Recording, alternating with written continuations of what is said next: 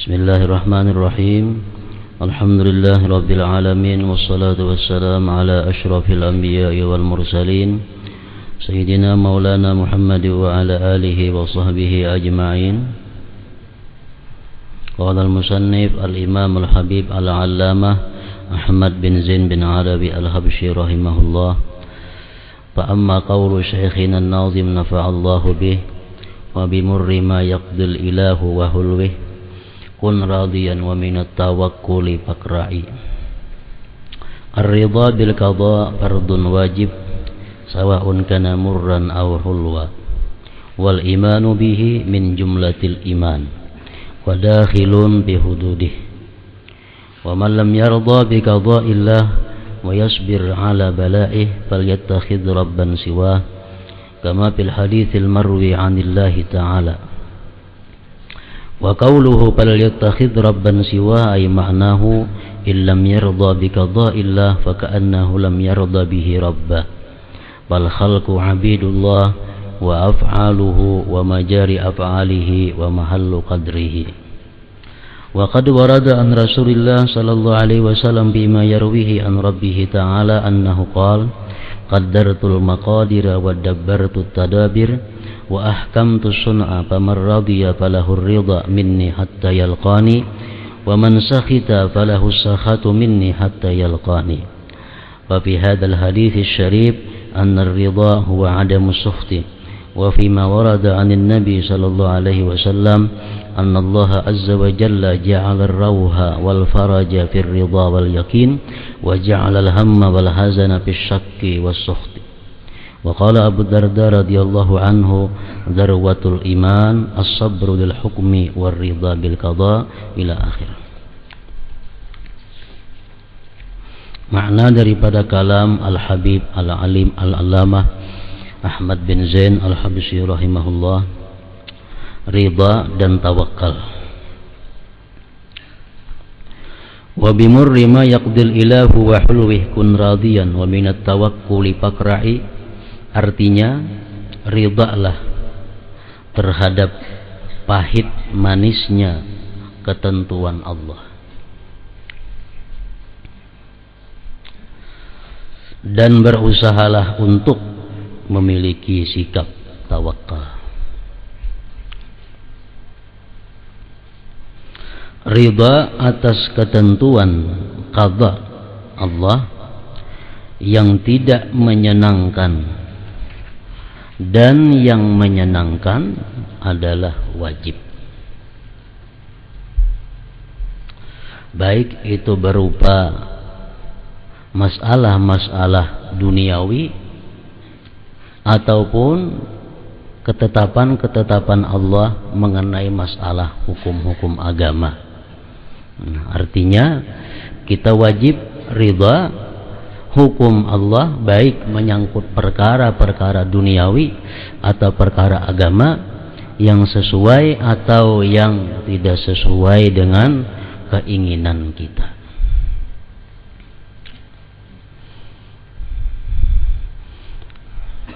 Ridha yang kita wajib dalam hal masalah duniawi seperti kita diberi Allah kekayaan yang tidak sesuai dengan yang kita inginkan, kita diberi Allah satu kedudukan yang tidak sesuai dengan kita inginkan, nah kita wajib ridha terhadap apa yang sudah ditentukan Allah.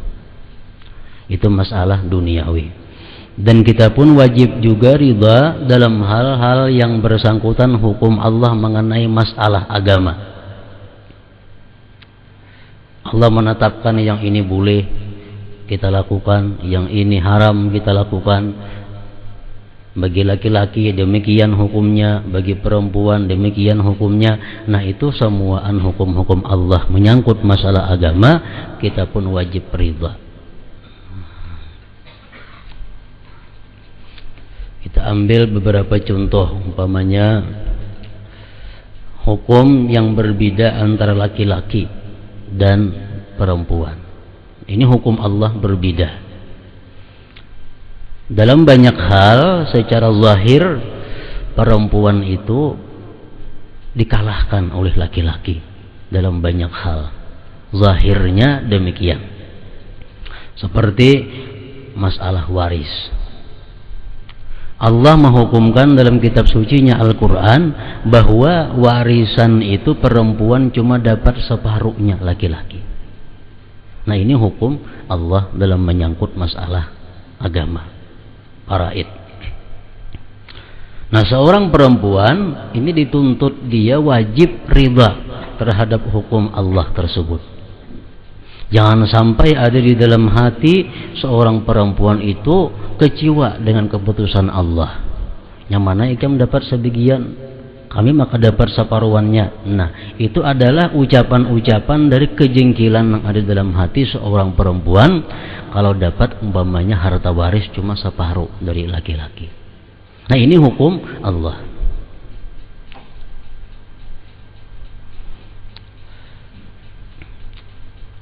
Laki-laki ditentukan oleh agama, auratnya laki-laki itu mulai pusat sampai lutut.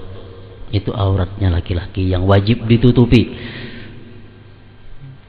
Sedangkan perempuan dihukumkan oleh Allah auratnya seluruh tubuh.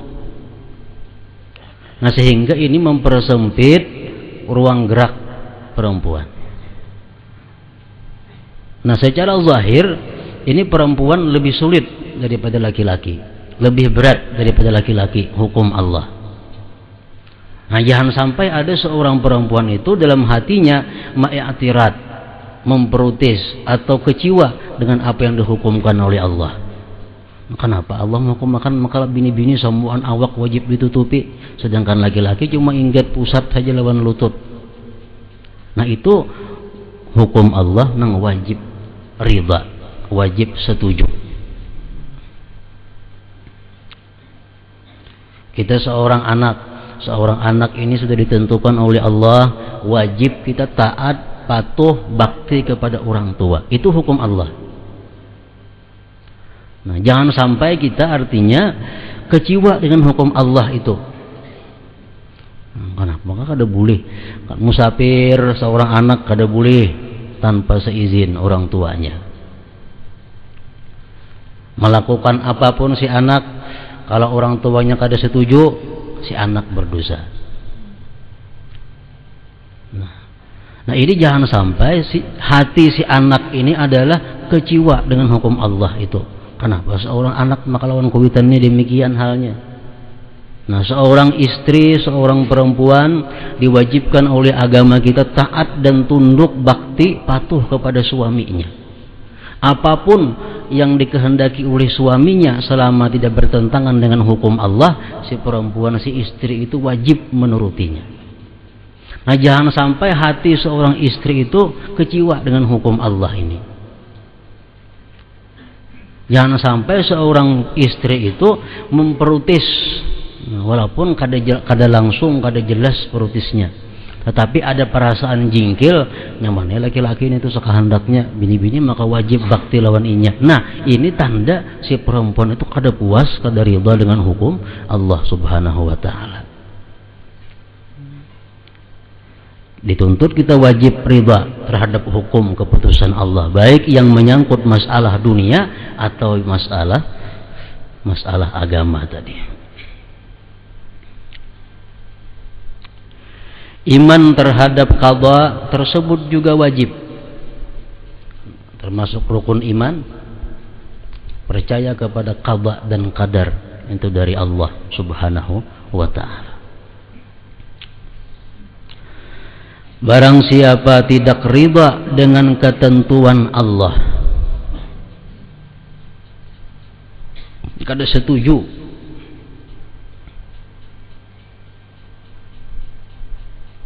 barang siapa tidak ridha dengan ketentuan Allah dan tidak bersabar menghadapi ujiannya, maka hendaklah dia mencari Tuhan selain Allah. Sebagaimana diriwayatkan dalam sebuah hadis qudsi, hendaknya dia mencari Tuhan selain Allah. Man lam yarda bi qada'i wa lam yasbir ala bala'i. Nah, siapa tidak ridha dengan hukumku, ujar Tuhan, tidak sabar atas balaku, falyattakhidh rabban siwai, hendaklah dia cari Tuhan selain aku. Artinya jika dia tidak ridha dengan ketentuan Allah, seakan-akan dia tidak ridha Allah sebagai Tuhan.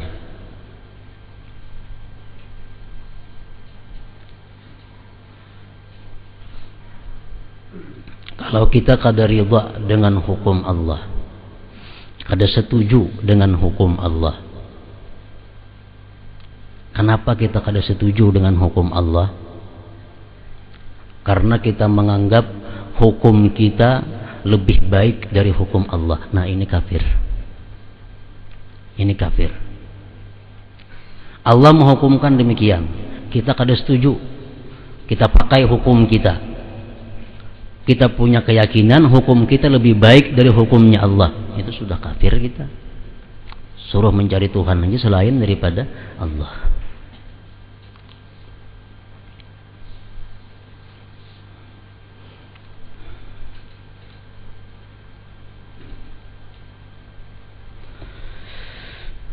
Jika dia tidak ridha dengan ketentuan Allah, seakan-akan dia tidak ridha Allah sebagai Tuhannya. Sesungguhnya semua makhluk adalah hamba Allah, wujud dari perbuatan-perbuatan Allah, af'al Allah, dan tempat berlangsungnya takdir Allah. Banyak maksiat-maksiat yang timbul akibat dari kada ridha dengan ketentuan Allah. Kenapa seorang maling itu dipotong tangannya karena hanya mencuri 30 dirham. 30 dirham kurang lebih 100 ribuan kira-kira duit kita. Kalau si maling mencuntan itu, dia berhak dipotong tangannya. Apakah agama kita menghargai tangan si maling itu cuma 100 ribu? Nah, bukan demikian maksudnya. Dia dipotong tangan si maling itu karena dia tidak ridha dengan apa yang telah diberikan Allah kepadanya, sehingga dia hendak mencari jalan yang kada halal. Itu yang menyebabkan dipotong tangannya, bukan karena 100 ribunya itu, tapi karena dia kada ridha dengan apa yang sudah diberikan Allah. Sifat iri dengki, kenapa dosanya sangat besar? Al-hasad ya'kulul hasanat kama ta'kulun narul hatab, sabda Rasulullah. Kalau ada dalam hati kita ini dengki dengan seseorang, itu menghabiskan akan amal kebaikan kita, sebagaimana menghabiskan api akan kayu bakar yang kering. Kenapa? Sebabnya sifat dengki ini dosanya sangat besar dan bisa menghabiskan amal-amal salih yang kita lakukan. Karena orang dengki ini pada intinya dia kada ridha dengan hukum Allah. Orang yang dengki itu adalah orang yang kada senang Allah memberikan nikmat kepada orang lain. Nah, makanya itu termasuk dosa yang sangat besar. Bukan kekayaannya itu nang didengkiinya itu, tapi karena kada ridhanya itu terhadap keputusan Allah. Orang yang dengki sama dengan orang yang tidak ridha dengan keputusan Allah. Karena dia kecewa, dia kada senang Allah memberikan nikmat kepada saudaranya.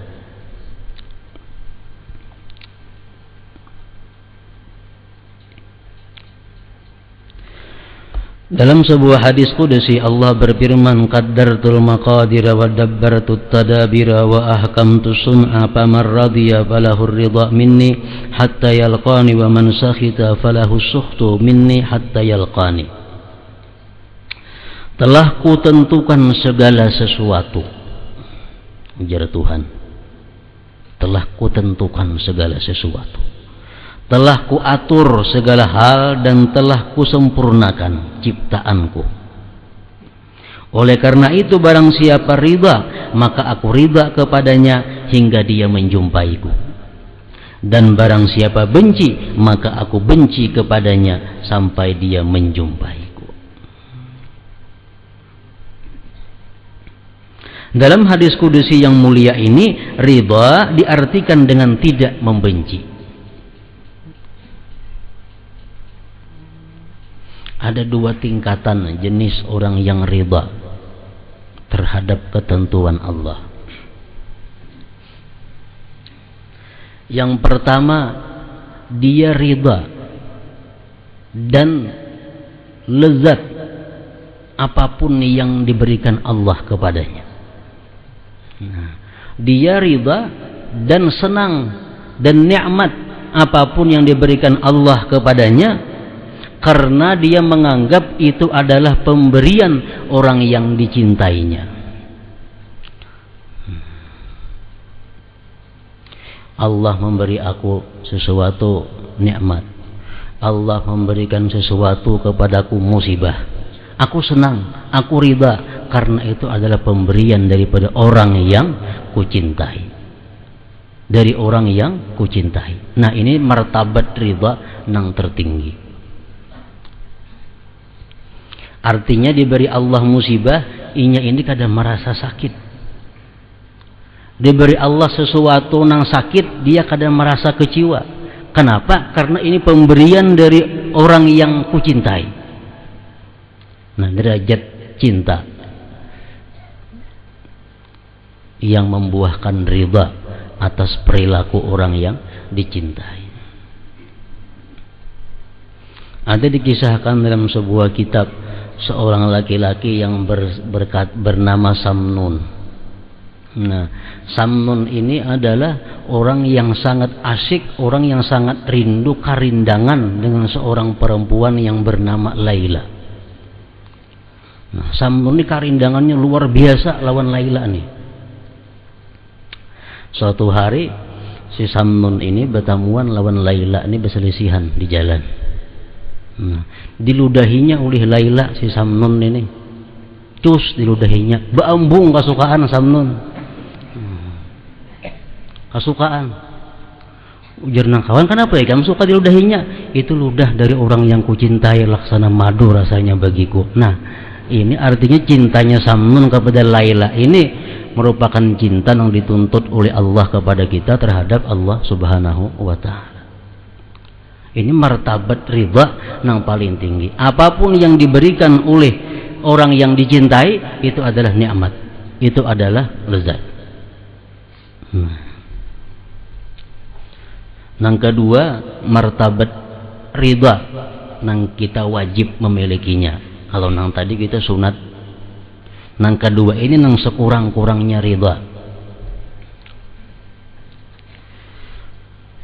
Ridha bima ya'lam lima yatawakka'u minas sawab. Kita ridha dengan sesuatu yang telah diberikan Allah, walaupun sakit rasanya. Ini kita merasa sakit, diberi Allah penyakit, diberi Allah musibah, kita merasa sakit, tapi kita ridha. Kenapa kita ridha? Karena kita mengharap sesuatu pemberian pahala yang besar dari Allah. Nah, ini ridha yang nomor dua, yang kita wajib memilikinya. Diberi Allah kita musibah, sakit, tapi kita ridha karena ini pahalanya besar di sisi Allah. Diberi Allah kita kesengsaraan, kita ridha dengan keputusan Allah ini, walaupun pedih, tapi pahalanya besar. Nah, ini ridha ini wajib dimiliki oleh setiap orang yang beriman. Contohnya macam kita umpamanya bersungguh, dicontohkan dalam kitab-kitab dahulu tuh bersungguh. Bersungguh itu kan sakit, bersungguh dilukai, dihiut, diisap darah. Bahkan kita terima kasih lawan tukang sungu, dan kita beri duit lagi tukang sungu, padahal kita sakit. Kenapa kita senang? Karena kita ada mengharap sesuatu yang baik di belakang sungu itu. Minum obat, kita ke dokter, disuntiknya, dioperasinya, nah, kita beri duit pulang dokternya, kita terima kasih lawan dokter, pada sakitnya bukan main. Kenapa? Karena kita yakin bahwa di balik operasi ini ada sesuatu kesehatan yang kita harapkan. Nah, ini yang dimaksud ridha sekurang-kurangnya. Karena Allah memberikan sesuatu kepada kita yang kada nyaman, sesuatu yang sulit, sesuatu yang sengsara, itu pasti ada Allah di belakangnya, itu nikmat-nikmat yang besar, bisa dalam dunia dan bisa di akhirat akan diberikan oleh Allah Subhanahu wa Ta'ala. Nah ini nang minimalnya, minimal ridha.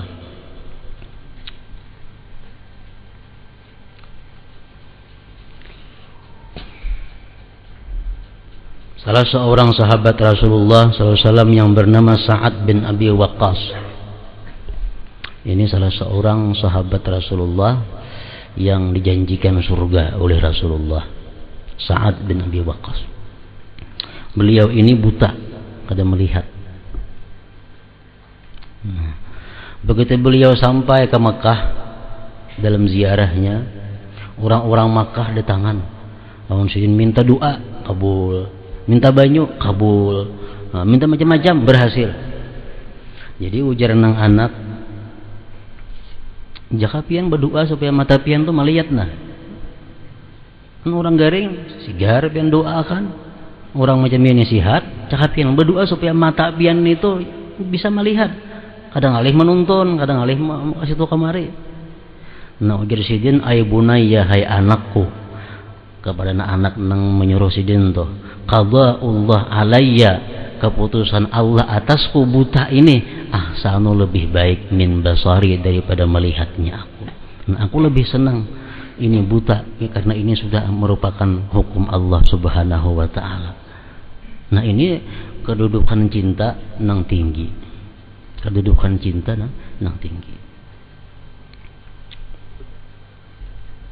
Hadis Rasulullah mengatakan, ar-ridha man radiya minallahi ta'ala bil qalil minar rizqi radiyallahu ta'ala minhu bil qalil minal amal. Barang siapa ridha daripada Allah dengan sedikit rezeki, ini kada rasa kada puas dengan apa yang diberikan Allah, walaupun hari ini cuma dapat 2.000 rupiah. Walaupun hari ini kadang-kadang kada dapat rezeki keuangan, tapi tetap dia ridha dengan Allah. Nah siapa ridha daripada Allah dengan sedikit daripada rezeki, radhiyallahu ta'ala minhu bil qalil minal amal, Allah pun ridha daripadanya dengan sedikit daripada amal ibadah. Walaupun kita kada pa amal, Allah senang kepada kita, asalkan kita ridha terhadap apa yang diberikan oleh Allah Subhanahu wa ta'ala. Artinya diberi Allah kita musibah ini, kita ridha. Allah pun ridha kalau kita ini kada banyak punya ibadah. Allah pun ridha kalau kita kada banyak punya amaliyah. Diceritakan di zaman dahulu ada seseorang laki-laki yang beribadah kepada Allah di dalam guha 70 tahunan. Itu ibadah khalwat. Satu malam dia bermimpi di dalam tidurnya. Dalam mimpi itu, wahai laki-laki, nanti kawan ikam di surga kaina itu perempuan yang pengembala di sebelah gunung itu. Oh, jadi si laki-laki ini begitu bangun daripada gurunya, hendak tahu kayak apa perempuan yang bakal kawanku di surga itu kaina. Nah, cari. Akhirnya dapat petunjuk, oh ini perempuan. Di sini hanya saikung ada perempuan yang pengembala, lainnya semua laki-laki. Pasti ini orangnya. Jadi si laki-laki tadi, wahai perempuan, aku hendak menginap di rumah ikam 3 hari. Tujuannya apa? Hendak mengetahui apa ibadahnya, apa amaliyahnya perempuan ini, sehingga dikatakan dalam mimpi, jadi kawanku kaina dalam surga. Si laki-laki ini siang puasa, malam beribadah. Ada perempuan tadi napa malam guring, siang kada puasa. 3 hari 3 malam laki-laki mengintai, tetap nangka itu malamnya guring, siang kada puasa. Ada puasa sunat. Sedangkan laki-laki ini malam beribadah, siang puasa. Nah, sudah sampai 3 hari, laki-laki ini berkata, wahai perempuan, aku bermimpi bahwa engkau akan menjadi kawanku di surga. Nang aku takunakan apa amaliyah ikam, sehingga aku nang beribadah selama 70 tahun lebih ini menjadi kawan ikam di surga. Ujar perempuan itu menjawab, idza kuntu fi syiddah lam atamanna an akuna firraha. Wa in kuntu fi maradin lam atamanna an akuna fi sihhah. Wa in kuntu fi syamsi lam atamanna an akuna fi zilli. Wahai laki-laki, ujar perempuan tadi, adapun aku adalah jika aku dalam kesengsaraan, aku kada pernah berangan-angan agar Allah pindahkan aku kepada kesenangan. Artinya apa? Kalau aku dalam keadaan duka cita, dalam keadaan sengsara, aku kada pernah berangan-angan supaya ampih duka cita ini pindah menjadi senang lapang. Andai kata aku dalam keadaan sakit, aku kada pernah minta kepada Allah agar disihatkan. Andai kata aku di tempat nang panas, aku kada pernah minta kepada Allah supaya dapat naungan. Artinya apa? Dia riba menerima apa yang diberikan oleh Allah dan kada minta alihakan daripada apa yang diberi oleh Allah itu, kecuali Allah sendiri yang mengalihakannya. Nah ini riba. Nah ini riba. Allah pun ridha dengan sedikit daripada amalnya, walaupun ini malam kada tahajud, siang kada puasa sunat, tapi kedudukan di surga sama dengan orang beribadah 70 tahun lebih malam siang beribadah. Makanya tadi siapa yang ridha daripada Allah dengan kesengsaraan yang diberikannya, Allah pun ridha dengan sedikit amal daripadanya.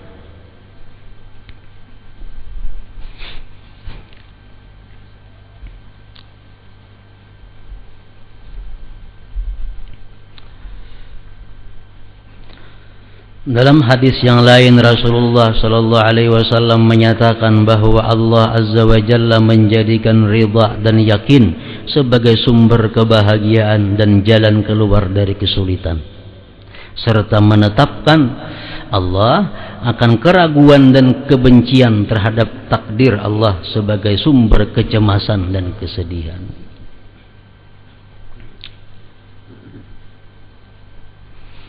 Jadi amun kita umpamanya diberi Tuhan sesuatu musibah, kalau kita berdoa kepada Allah, isi doanya itu agar kita dipindahkan daripada musibah ini, dipelihara, dijauhkan dari musibah ini. Apakah itu kita kada ridha dengan takdir Allah? Kita berada dalam kesempitan rezeki, lalu kita berdoa kepada Allah agar kita diberi rezeki yang luas. Apakah kita berdoa itu kita kada ridha dengan takdir Allah kita ini rezeki sempit? Nah ini tergantung dorongan kita berdoa itu apa.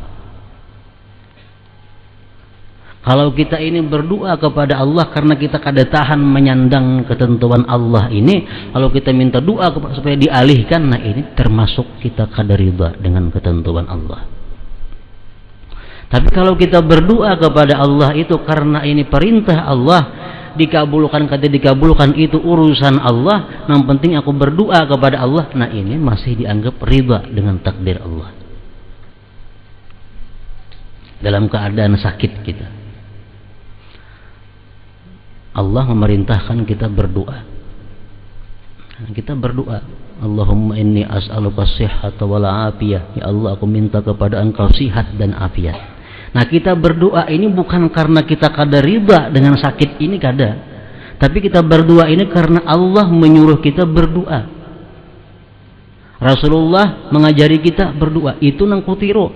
Masalah dikabulkan kada dikabulkan doa itu urusan Allah. Dan aku ridha dalam keadaan sakit ini. Nah itu kalau berdoa demikian kada keluar daripada ridha terhadap ketentuan Allah. Kita kalau kasah dalam keadaan sengsara, nah, kita kada tahan lagi menyandang nang adan ini umpamanya, padahal Allah sudah menyatakan kada akan memberi sesuatu nang manusia kada sanggup memikulnya. Kadang-kadang maulah kita kada sanggup itu syaitan membisiki kita, nafsu kita mengajak kita kepada yang jahat, lalu seolah-olah kita kada mampu menghadapi keadaan, padahal pasti mampu, karena Allah sudah menyatakan dalam Quran kada memberikan sesuatu kepada manusia yang mereka kada mampu memikulnya. Jadi jangan beranggapan kada mampu menghadapi, itu bujukan daripada syaitan. Syaitan yang maulah kita merasa kada mampu menghadapi musibah. Syaitan yang mau merayu kita sehingga kita merasa kada tahan menghadapi keadaan hidup. Padahal itu pasti tahan, Allah memberikan itu. Nah, jadi kita berdoa kepada Allah itu bukan karena kita kada ridha dengan apa yang ada sekarang ini, tapi kita berdoa itu karena perintah Allah, perintah Rasulullah. Dikabulkan kata dikabulkan, doa itu urusan Allah. Yang penting aku ridha menghadapi kenyataan seperti ini. Nah, itu doanya berpahala dan doanya bisa dikabulkan oleh Allah, dan kita tetap ridha dengan apa yang dihukumkan oleh Allah Subhanahu wa taala. Abu Darda radhiyallahu anhu berkata, puncak keimanan adalah sabar menerima dan merasa senang dengan semua keputusan dan ketentuan Allah. Sabar itu hubungannya dengan penyakit, ridha hubungannya dengan Allah. Allah memberikan kita penyakit, kita tahan. Arti tahan itu apa? Kada kuciak. Nah, artinya kada menjerit, kada keluh kasah, tapi kita tahan. Itu sabar ngarannya. Dan kita kepada Allah ridha diberinya ini musibah, karena kita menganggap di balik ini akan ada sesuatu yang nikmat sangat besar. Nah, jadi ridha ini lain lawan sabar. Sabar ini hubungannya kepada nang kada nyaman. Ridha ini hubungannya kepada Allah. Ada mau kita ridha lawan penyakit, maulah. Sabar lawan penyakit itu. Lawan penyakit itu kita sabar. Lawan sengsara sabar. Ridha lawan Allah Ta'ala.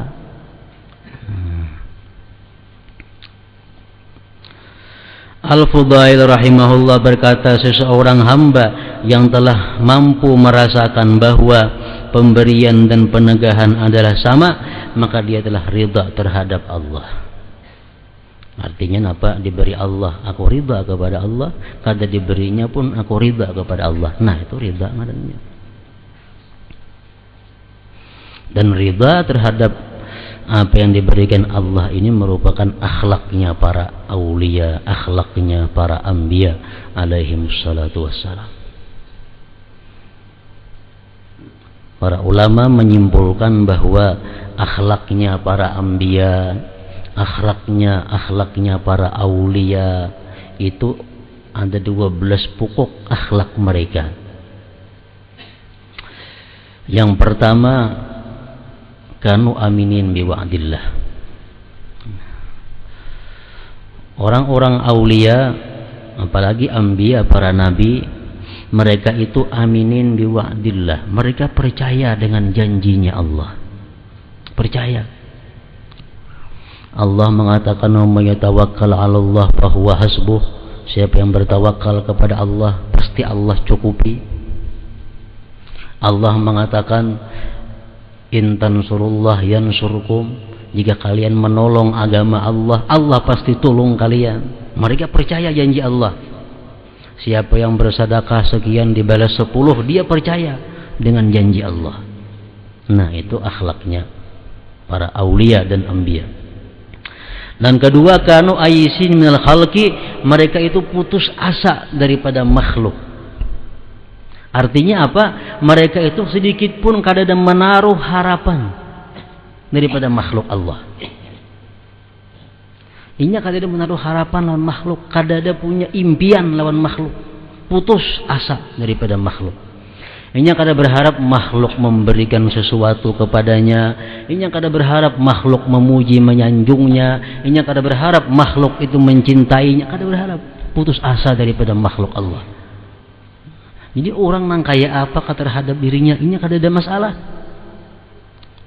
Kada mengharap apapun daripada makhluk Allah. Ayisin minal khalqi.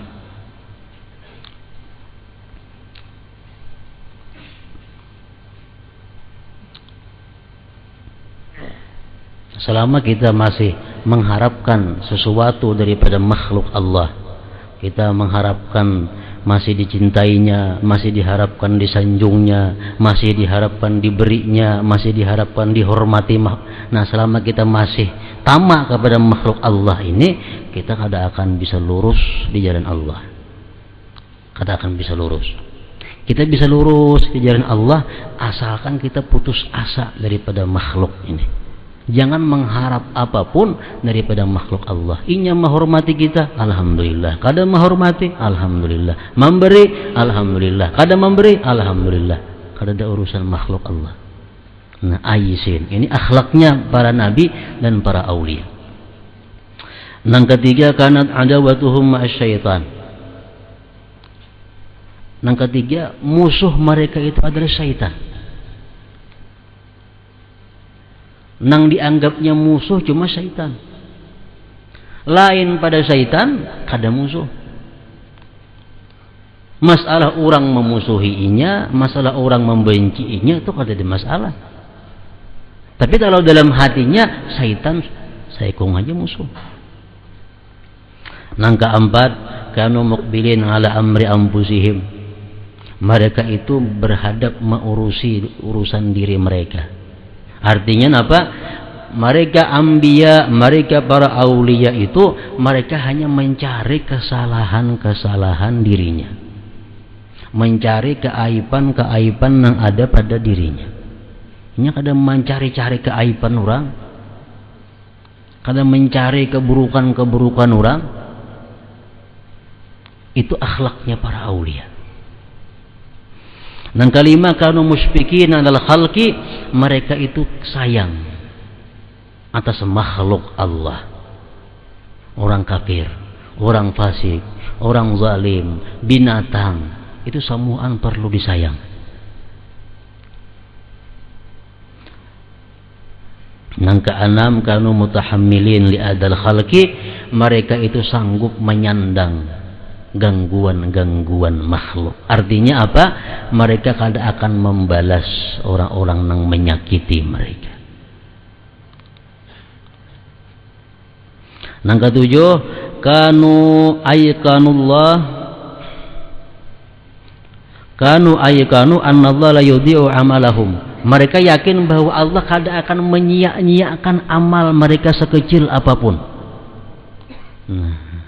Mereka yakin sehalus apapun ibadah yang mereka lakukan, Allah kada menyia-nyiakan. Jadi kada ada ibadah itu merasa wah dikitnya. Karena sekecil apapun ibadah akan dinilai oleh Allah. Nah, mereka yakin demikian. Dan kedelapan, kanu mutawadhi'in imwadhi'il haq. Mereka itu tawadhu padahal mereka berada di jalan yang benar.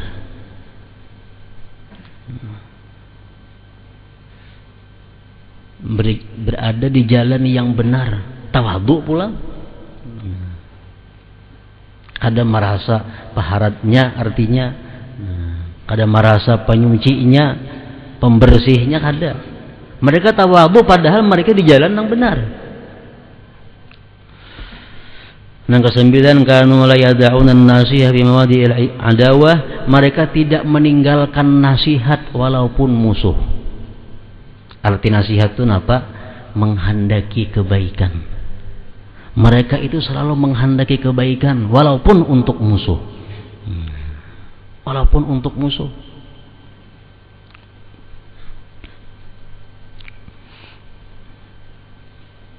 Para aulia mengatakan kalau kita ada berisi musuh, artinya orang itu ada musuhi kita, amalannya paling inti nak mengalahkan musuh itu. Paling nyaman amalannya musuh tuh kiyuk. Ngapa amalannya? Setiap malam doakan musuh itu mudahan diampuni Tuhan dosanya, mudahan disejahterakan dia, mudahan diluasakan rezekinya, mudahan disihatakan badannya. Nah, kita yang disakiti oleh orang, kita dianiaya oleh orang. Hendak orang tuh kalah jangan dilawan sama pada aniaya, sama bungulnya. Nah, hendak pandang apa? Malam doakan inya. Mudahan orang nang nyambati aku tuh disihatakan awaknya, dibanyakakan bininya umpamanya. Doakan. Kiyok tuh musuh itu. Allah tahu artinya bahwa kita kadang menghendaki jahat kepada orang yang berbuat jahat kepada kita. Nah, kalau kita menghendaki jahat kepada orang yang berbuat jahat kepada kita, itu kadang nasihat ngarannya. Ini mujarab. Nah, sudah diamalkan oleh para orang-orang dahulu. Jadi mengalahkan musuh bukan dengan membaca Yasin, bukan dengan membaca doa saif itu kada. Doa saif itu bisa kabul kalau hati kita bersih. Nah, hati kita suci daripada dosa, baca doa saipi mau kabul. Tapi kalau hati kita kada bersih, kada usah doa saipi, sebaliknya daripada doa saipi, itu nang kabul.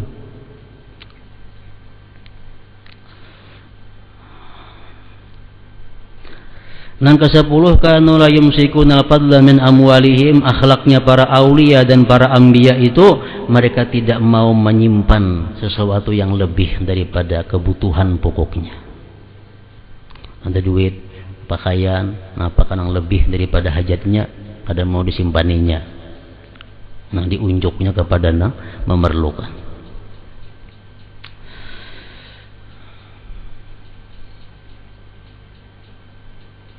Nang ke-11 kanu yudimuna 'alal wudu. Akhlaknya para nabi aulia, mereka itu selalu kekal wudu. Artinya batal baudu. Nang ke-12 kanu radin billah ala ma wajadu aw fatu minad dunya. Yang ke-12 akhlaknya para aulia dan anbiya itu mereka ridha dengan Allah atas apa yang mereka dapat dan yang mereka tidak dapat. Nah, ridha kepada Allah. Syekh Abdul Qadir Al-Jilani rahimahullah berkata, jangan keluhkan apapun yang terjadi pada dirimu kepada seseorang pun. Jangan mengeluh kepada manusia artinya. Nah, semalam kan dijelaskan sudah, pengertian mengeluh itu beda dengan keadaan khabar-khabar. Nah, kita berkhabar penyakit kita lawan dokter, itu bukan mengeluh. Atau kita menjawab orang nang betakun ikam sakit apa, aku sakit mata, itu kada mengeluh. Nah, mengeluh ini orang betakun kada apa, kada gurunu aku sakit ini sakit itu, orang betakun kada. Nah, ini mengeluh ngarannya. Jangan sampai demikian. Jangan keluhkan apapun yang terjadi pada dirimu kepada seorang pun, dan jangan sekali-kali menyalahkan Allah Azza wa Jalla atas apa yang Dia perbuat terhadap dirimu. Menyalahkan Tuhan. Dalam Quran Allah berfirman, "Wa ma asabaka min sayyi'atin fa min nafsik." Ada yang menimpa kamu dari sesuatu yang jahat itu akibat diri engkau. Wa ma asabaka min sayyi'atin fa min nafsik. Sesuatu yang menyakiti diri engkau itu asalnya memang dari diri engkau. Dari diri engkau.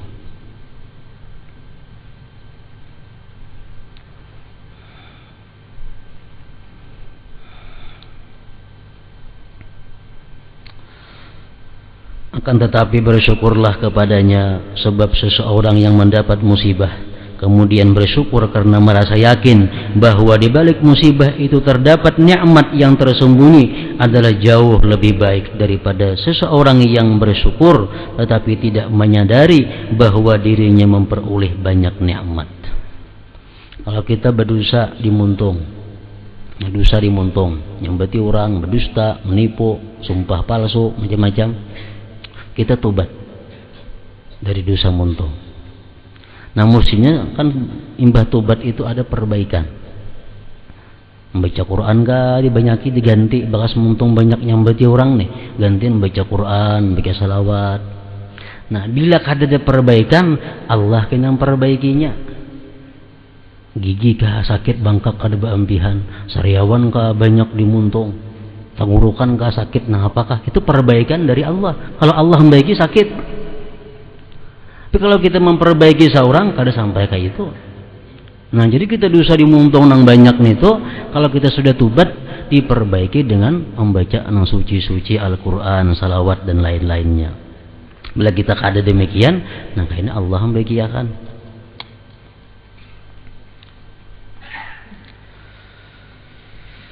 Berapa banyak nikmat yang engkau peroleh tetapi tidak engkau sadari. Allah Ta'ala mewahyukan, wa in ta'uddu ni'matallah la tuhsuha, dan jika kalian menghitung nikmat Allah maka tidaklah kalian mampu menghitungnya. Jangan ceritakan kepada siapapun yang apa yang sedang kamu alami daripada problem, daripada kesengsaraan. Akan tetapi jadikanlah Allah sebagai kesenanganmu dan tempat mengadu. Tidak ada sesuatu pun bagi siapapun perkara, sebab segala sesuatu adalah ciptaannya, berada dalam kekuasaannya dan tunduk pada perintahnya Allah. Akan tetapi kullun yajri ila ajalim musamma, masing-masing berjalan sampai kepada waktu yang telah ditentukan. Allah memberi kita penyakit. Allah memberi kita penyakit 2 minggu. Itu ketentuan dari Allah, umpamanya 2 minggu. Dalam 2 minggu itu ubat apa aja yang kita makan nggak ada mempan. Ubat apa yang ada mempan. Kenapa? Karena belum sampai waktunya. Kalau sudah sampai 2 minggu ada pengobatan gini hilang. Itu kalau Allah memberikan 2 minggu waktunya. Masing-masing berjalan sebagai sampai kepada waktu yang telah ditentukan. Wa kullu syai'in indahu bimiqdar, dan segala sesuatu di sisinya ada ukurannya. Hati-hati jangan mengeluhkan perlakuan Allah terhadapmu kepada makhluknya. Kalau perlakuan makhluk Allah kepada kita itu baik kita keluhkan kepada Allah. Nang tak paling ini apa? Perlakuan Allah kepada kita keluhkan kepada sesama makhluk.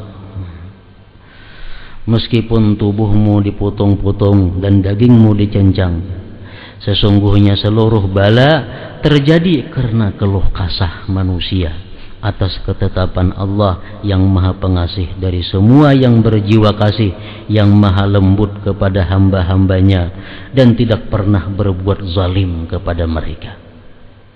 Allah kalau memberi kita penyakit, Tuhan zalim lah kada. Pas, itu pas. Cocok dengan keadaan kita. Allah memberi kita kemiskinan. Kawan kita dan sanak kita diberi Allah kekayaan. Sama pada anak si fulan. Sama pada cucunya si fulan. Tapi Allah memberi rezeki kada sama, nang nini sedikit ini banyak. Zalim ke Allah? Kada, justru adil. Cuma kita kada tahu di mana letaknya keadilan Allah. Kada tahu.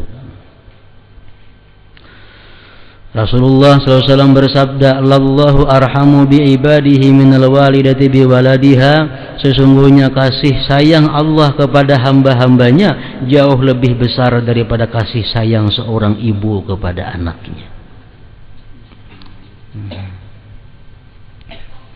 Allah mewahyukan kutiba alaikumul qital wa huwa kurhun lakum, diwajibkan atas kalian berperang padahal berperang itu adalah sesuatu yang kalian benci. Sampai di sini ucapan Syekh Abdul Qadir Al-Jilani rahimahullah. Di Quran Allah mengatakan, wa asa an takrahu syai'an wa huwa khairun lakum wa asa an tuhibbu syai'an wa huwa syarrun lakum wallahu ya'lam wa antum la ta'lamun. Biar Tuhan barangkali ikam itu kada katuju lawan sesuatu padahal itu sangat baik untuk kamu. Kadang-kadang kamu tuh mencintai sesuatu padahal itu jahat, buruk bagi kamu. Kamu tidak tahu, hanya Allah yang tahu. Sahala rahimahullah berkata, tingkat keyakinan seseorang hamba tergantung kepada tingkat keridaannya kepada Allah. Ridha adalah salah satu makam yang agung dalam Islam. Membenci perbuatan maksiat dan dosa tidak bertentangan dengan ridha. Bahkan ridha terhadap maksiat tidak diperkenankan. Ridha terhadap ketentuan Allah wajib hukumnya, sebab berarti ridha kepada Allah. Walaupun hal itu bertentangan dengan hawa nafsu. Mengatakan ridhanya hubungannya kepada Allah. Ridha jangan dihubungkan kepada kesengsaraan, ridha jangan dihubungkan kepada kemaksiatan. Kita kan boleh ridha dengan maksiat. Kenapa? Lain hubungannya. Ridha ini kepada Allah Ta'ala. Kalau maksiat itu kita benci. Tapi kita ridha selaku Allah yang menentukan maksiat itu. Misalnya hamba fulan melakukan maksiat. Nah, kita ridha kepada Allah fulan yang ditentukannya. Kita ridha kepada Allah fulan melakukan maksiat itu atas takdirnya. Tapi kita benci kepada maksiat yang diusahakan oleh si fulan itu. Nah, benci kita kepada maksiat, ridha kita kepada Allah. Sabar kita kepada penyakit, ridha kita kepada Allah. Jadi hubungannya itu jangan luput.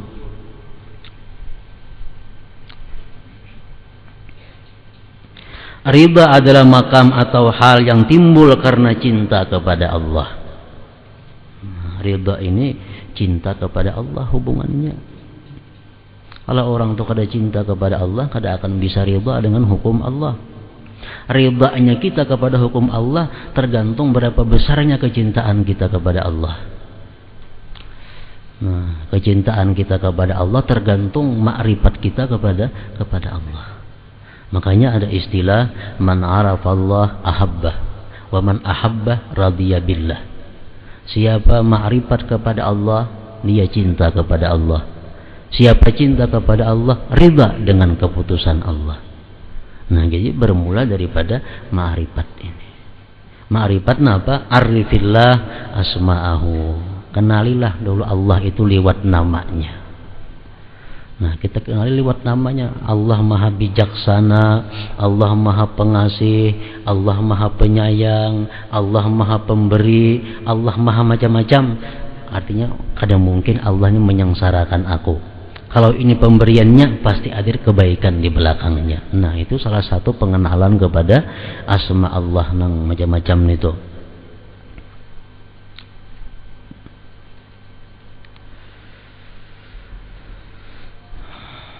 Sebagaimana ungkapan syair berikut, ahwahu waslan wa in abada talawunahu fa kullu ma yaf'alul mahbub mahbub. Aku ingin menjalin hubungan dengannya meskipun ia tidak menaruh perhatian kepadaku, artinya. Sebab setiap perbuatan kekasih itu disukai. Nang mau kita kada suka itu perbuatan orang nang kada kita kasihi, kada kita cintai. Selanjutnya berdoa dengan merendahkan diri serta melakukan semua kegiatan yang diperintahkan Allah tidaklah bertentangan dengan ridha.